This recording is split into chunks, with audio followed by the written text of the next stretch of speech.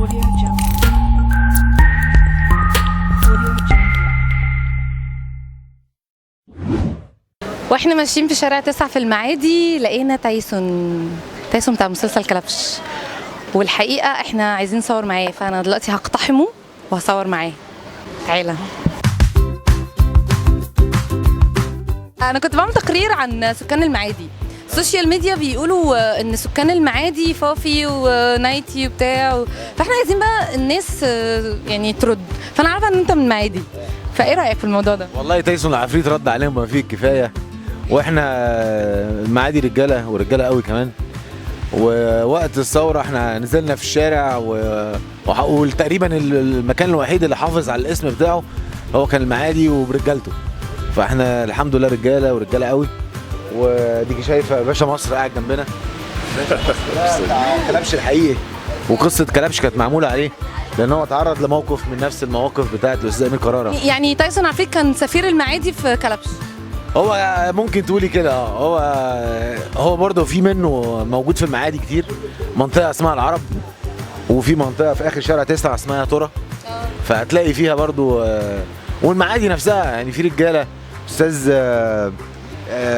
اكبر مدرب في مصر قاعد معانا. بص يا ستي، المعادي بقى ده ايه؟ المعادي فايدة كامل، حسنين دسوقي، احمد زكي، ترى، بساتين، عرب، دار السلام. في حاجه تانية؟ لا شكرا. قولوا لاصحابك ينزلوا بقى. لا يا عم انا ماليش دعوه، انا من الهرم. اهلا وسهلا بيك. الخناقات اللي في المعادي بيقعدوا يقولوا لا في المعادي ما بيعرفوش يتخانقوا، مش عارفه ايه. بتشوف خناقات في المعادي او في حاجه عكس اللي هم بيقولوه؟ ما تخليهم هم يجوا يشوفوا. طيب ايوه انا رايي ان الناس تيجي تشوف بنفسها يعني. يا ريت يجوا يشوفوا يعني. المعدويه معروفين بالروسيه. الروسيه اللي هي بالراس دي واحده دي اتنين.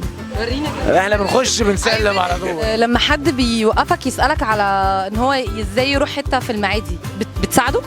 هو ده السؤال اللي كلنا متعودين عليه اكتر من 30 سنه.